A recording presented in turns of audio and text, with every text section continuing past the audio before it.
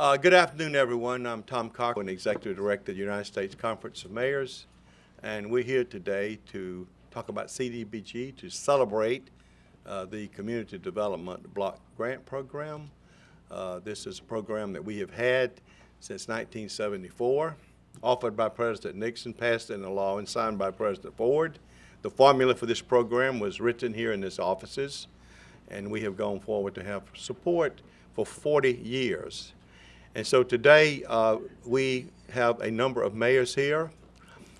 We just met in Mesa, Arizona last month, and the Community Development Block Grant Program, the Community Development Block Grant Program is the #1 issue for us as we go forward.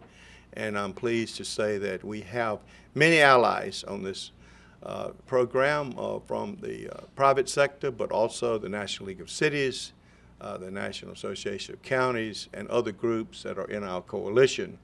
So we have a person who is leading our efforts, Mayor Seti Warren from Newton, Mass., who has been so strong in his efforts to make certain that we thank those people in Congress who continue to help us, and we will go forward this year as vigorous as ever, and we're so pleased to have him as our chair. And it is my privilege to introduce him at this point. Mayor Seti Warren from Newton, Massachusetts. Thank you. Thank you. Thank you all for being here this afternoon. I want to thank Tom for his leadership over the course of those 40 years, plus for making sure that, of course, that this program is funded. And I also want to thank and echo Tom's remarks and the members of Congress who have stood with us in ensuring that this program, which is really the lifeblood of cities across the country, continues to get funded. I also want to take a quick minute, too, to thank the coalition partners. There are many that stand with the U.S. Conference of Mayors in working to protect this program. 40th anniversary of one of the most successful programs in American history is very significant. Direct funding to cities that generate economic growth, protect people who are vulnerable in our communities, should be celebrated and should be commemorated today and beyond. Very significant. It was mentioned, I know by Tom, President Gerald Ford signed the CDBG law on August 22nd, 1974. Since that time, as I've mentioned, it's played a vital role for our cities, from assisting businesses, creating jobs, ensuring that rehabilitation of homes occur for low and moderate income citizens. CDBG also ensures we have child care centers and options for working families in this economy, shelters for victims of domestic violence, homeless individuals, families, and people with disabilities. I could go on about the importance of this program and the dollars that go into the economy. Also, as I said again, the protection of those who are most vulnerable in our cities. It's worth noting that since 1974, the CDBG program has invested $135 billion in local economies. $135 billion, extremely significant. Over the next several months, we will be holding special events commemorating the 40th anniversary, and we'll be focusing in on National Community Development Week from April 21st to April 26th. We're asking that mayors join with their coalition partners, local businesses, nonprofit agencies, members of Congress, to ensure that we commemorate and recognize the significant achievements of CDBG funds in our cities and towns. Before I ask and recognize my fellow mayors that are here, I want to pinpoint where we are today. Since 2010, CDBG has been cut by 25%.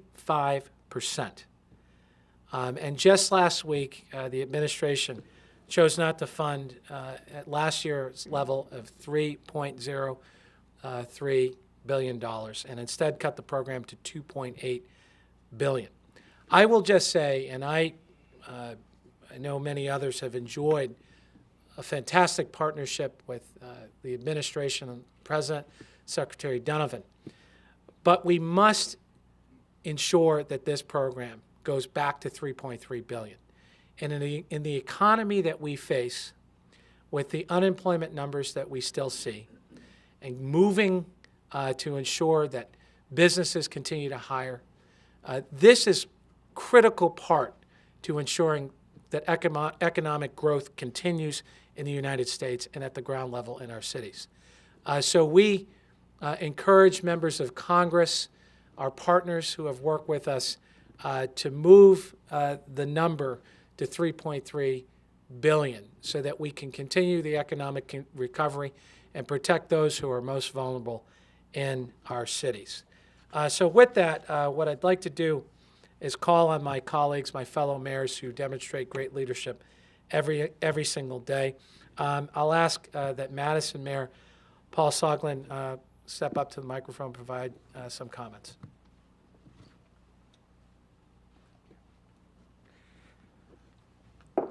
Thank you, Mayor. I've had the opportunity to have served as mayor of our city in 1974 when the block grant legislation was adopted. Throughout every region of this country, there are tens of millions of Americans whose lives have been touched in a positive way by this legislation. It has impacted children in their education. It has impacted seniors and their health. It has impacted entrepreneurs and businesses in all of our communities. It is one of the greatest mechanisms we've seen for not just benefiting people's lives, but leveraging public dollars to create healthy private investments that go into communities that thrive. It would be a great achievement for the Congress immediately to recognize the benefits of the block grant legislation and see to it that we restore it to the historic levels and recognize its importance to this nation's economy. Thank you. Thank you, Mayor. Thank you, Mayor. I'd like to call on Piscataway Mayor Brian Waller to make some comments. Thank you, SETI, for your leadership on this critical issue facing towns and cities across this country. Let it be said that a lot of times when the funding that we receive, the cities and towns through this federal program, is the only one of the very few federally direct funds that doesn't go through the State House or the counties, where they take administrative cost off of us and then we're left with the crumbs. But with those crumbs that we are left with, we're able to fix sewers, roads, parks, make them up to ADA, American Disabilities Accessibility Act standards, and reinvest into housing, low-income housing in our respective communities. That is a very broad area that this targeted program affects many residents around this country.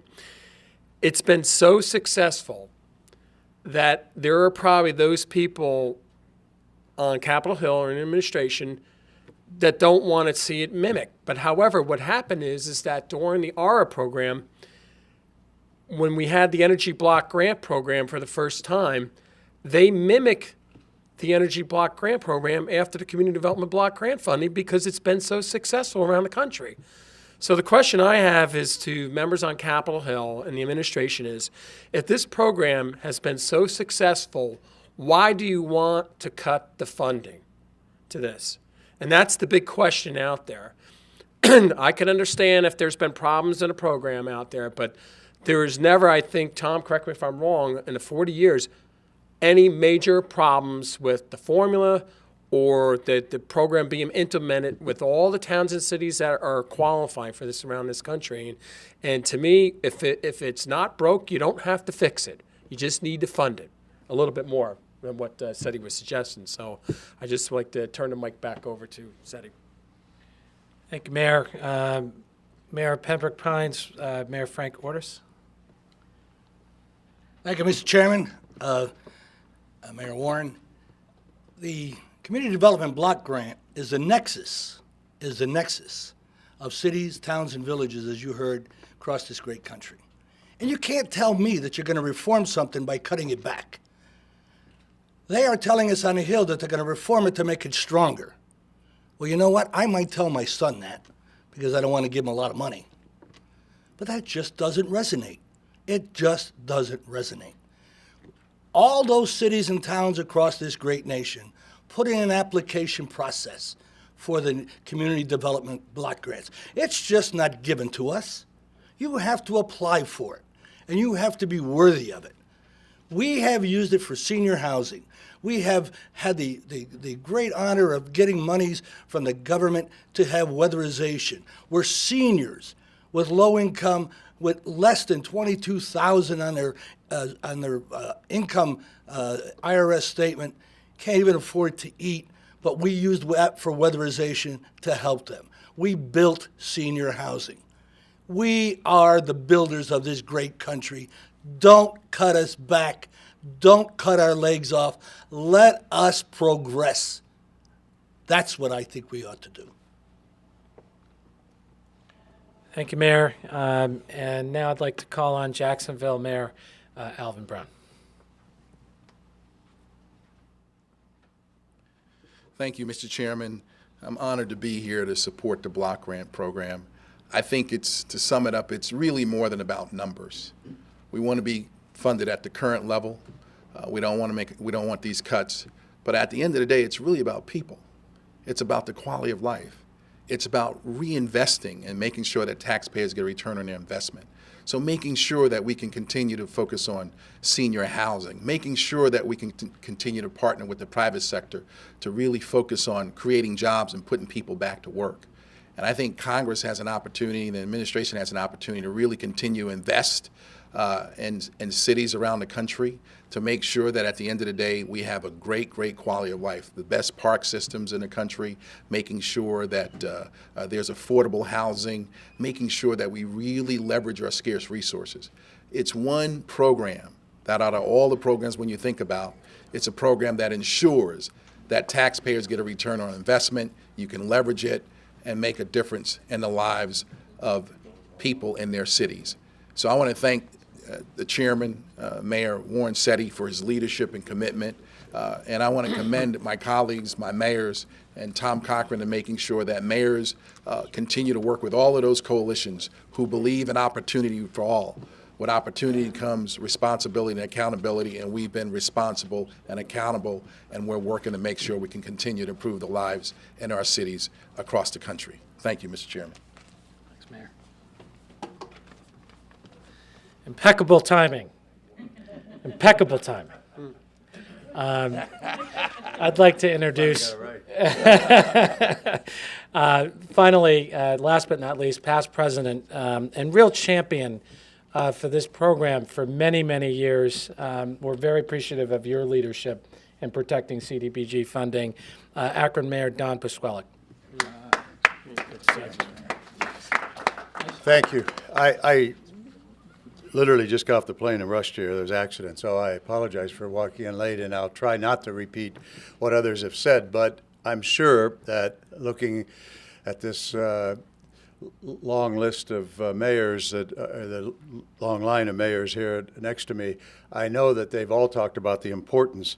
Let me talk about the historical perspective and the way I described it a number of years ago when they were going to cut CDBG completely out of the budget, and that is that this is the last remaining program from the Nixon era when, as I described it, Republicans and Democrats worked together here in Washington to identify the needs of the communities that make up America, including ours, all over this country. And they identified those problems, and they created a situation that we could partner. And that partnership took on many aspects. CDBG was one that provided funding for one of the most important things that we could do in a society, and that is to support people in their homes. So in the case of Akron, we have spent almost 100% in the neighborhoods, including some neighborhood business districts, which help small businesses, 70 or so small businesses over the number of years. But we spend primarily this money helping people stay in their homes by improving those homes to make them safer. Many of the houses in Akron were built before fire suppression systems, fire alarms, all of those things. And so we look at this as a program that literally helps Americans. And quite frankly, we didn't take a survey on whether they're Republicans or Democrats or independents or libertarians or anything else in those homes. They're just people who are in need. And as our human bodies wear out, our neighborhoods, our housing wears out. And this program is vital to cities to be able to continue to look at neighborhoods that start to slip, usually because of age of housing. And secondly, because, as we all know in the United States, our central cities are places where our more senior individuals, I can't even say that without smiling here, I'm one of them, live. But my 87-year-old mother lives, still in the house where I was raised. And to try to support people who want to stay in their own homes and make sure that their neighbor's home is fixed up, even if they can afford it, their son or daughter helps provide the funds to be able to keep the roof fixed. Maybe their neighbor, it's not possible, and that neighborhood starts to slide. CDBG is so vitally important. And I can speak from firsthand knowledge because I actually just celebrated my 40th year in this business.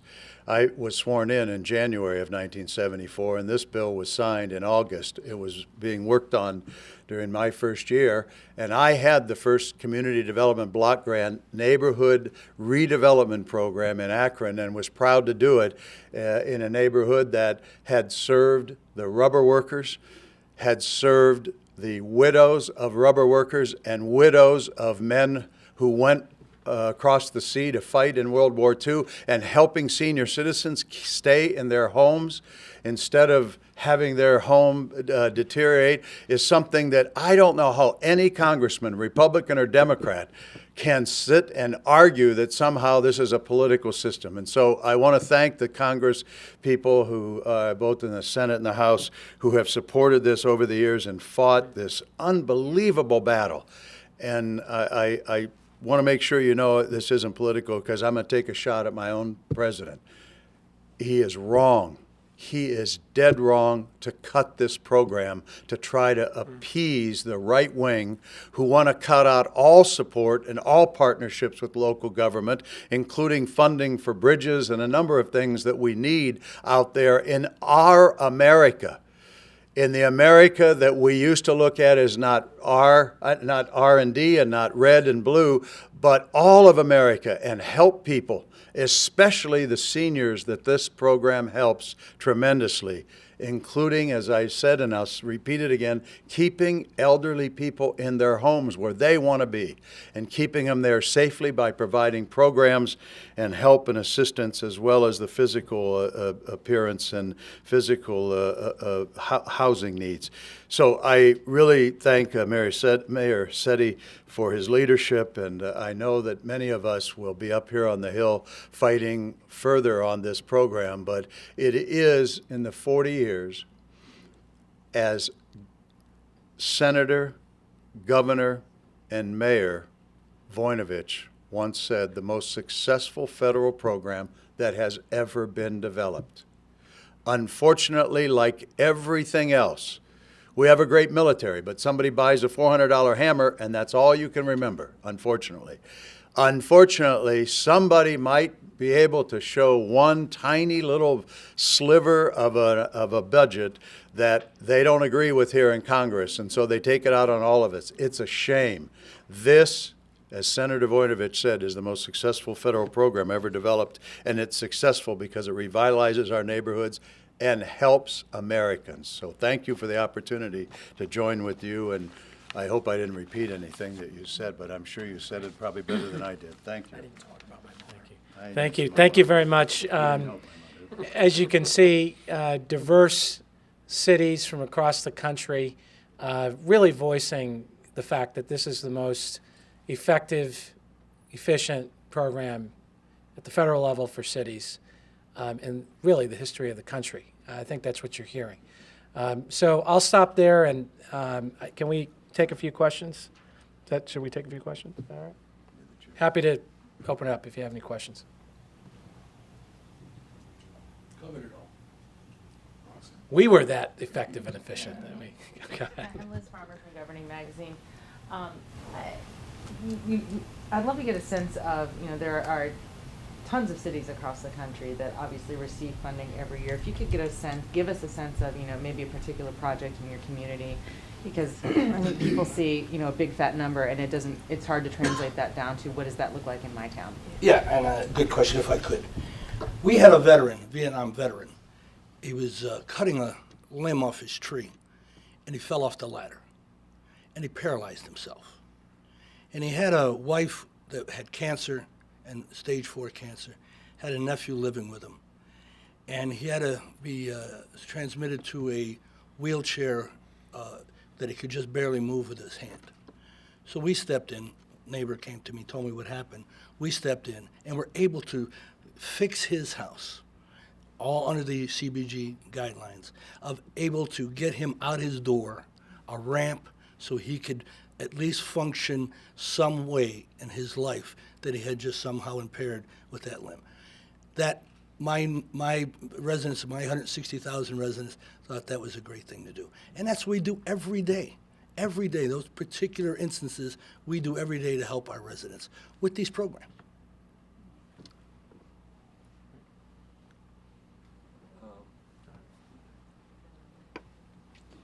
It's been well over 30 years now that we use the funds for leveraging a major 2 square block project in our city. Out of it, first of all, we got several hundred units of market housing. We never would have gotten that if it hadn't been for the ability to use our federal funds, our block grant funds on the other block, which included senior housing sitting atop a senior center. Now, that senior center is used for educational classes, it's used for feeding and for meals. On Saturdays during the winter, it's an indoor farmers market, which stimulates the economy, brings produce in, even in the coldest months.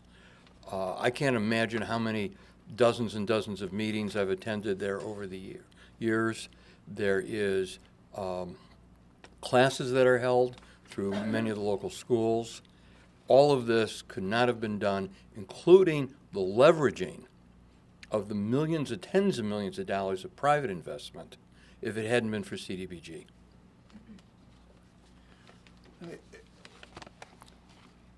I think it's one of the things that you mentioned in your question that is the problem with this, because when you take the person that was injured in a wheelchair, and you take a little old lady, and you take another one, and you take another one, and another one, each one of those may not seem like a major thing, but when we look at a neighborhood where we can go in and tear down a vacant house that's been abandoned, and there's really nothing that you can do. You can go to court, you can do everything else.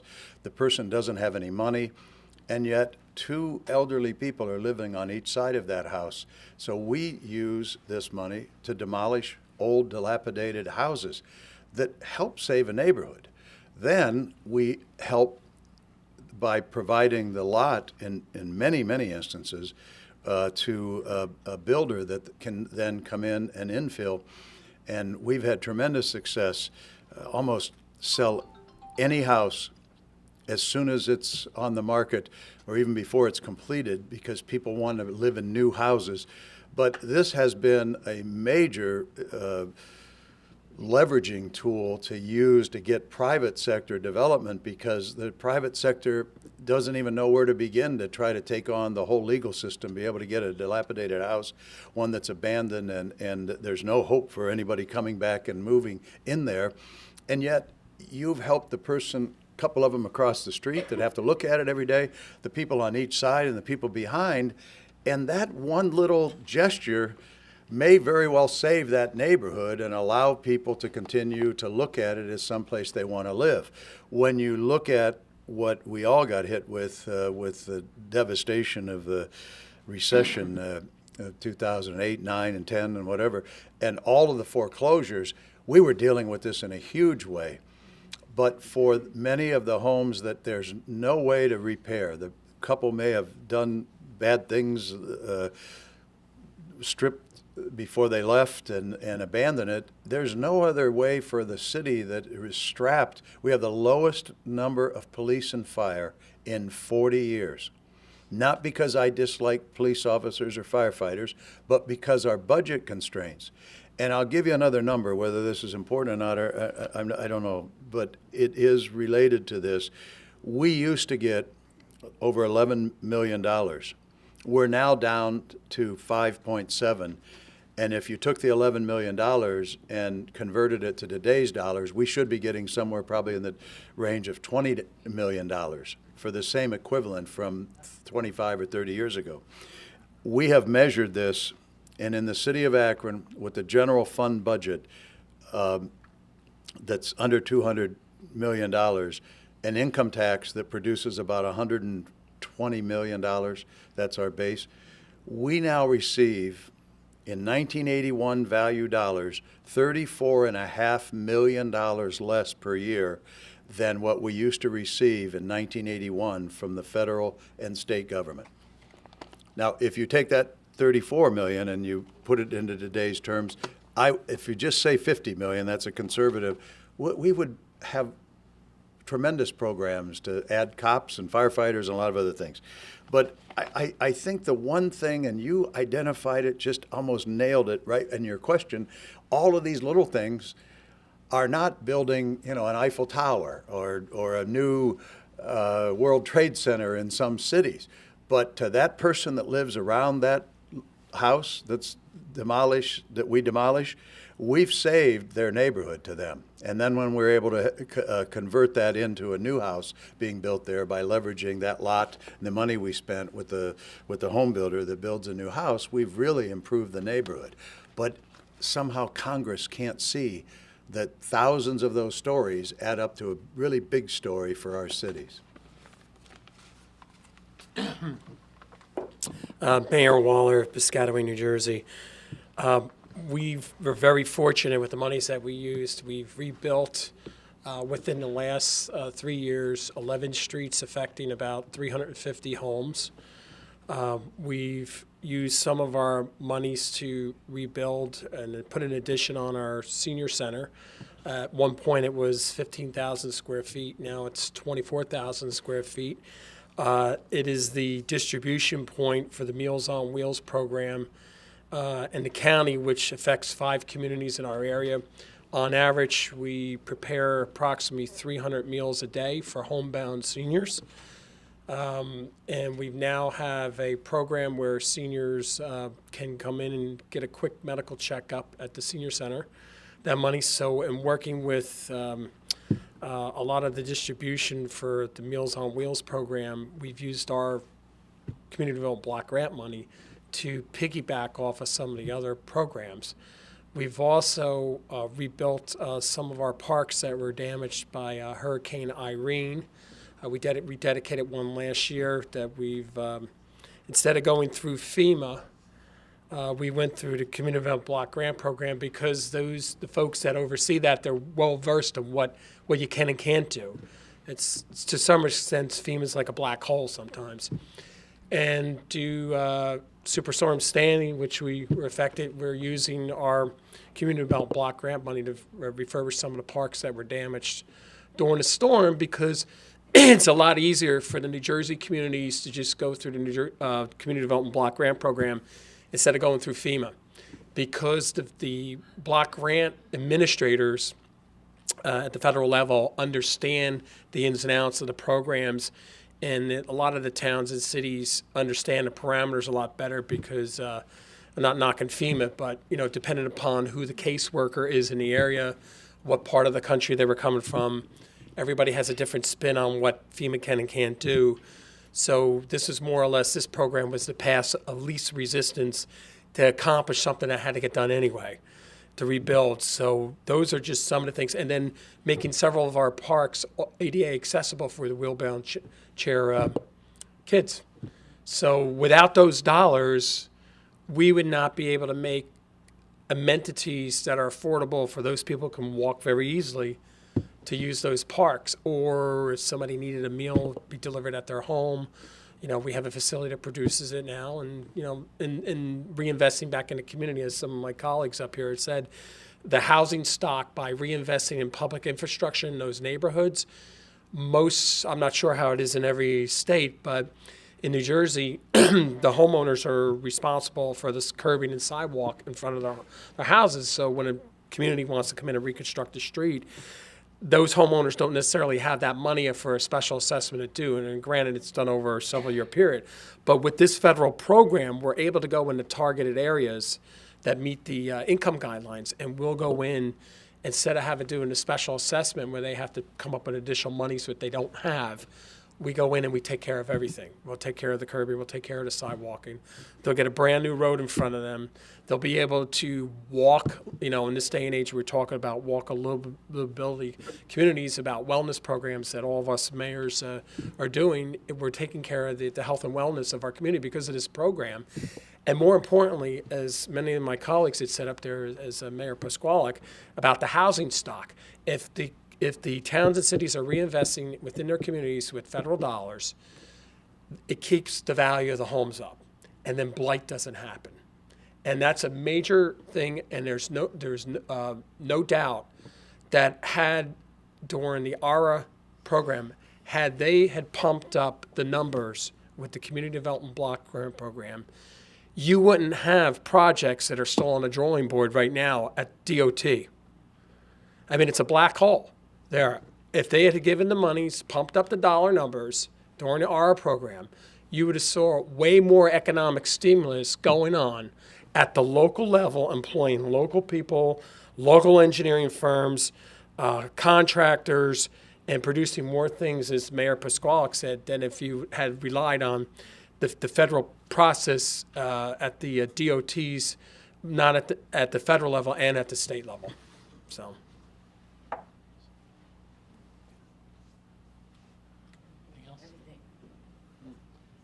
Thank you. Thank you very much. Good job. Thank you. Chairman. Thank you. Good job.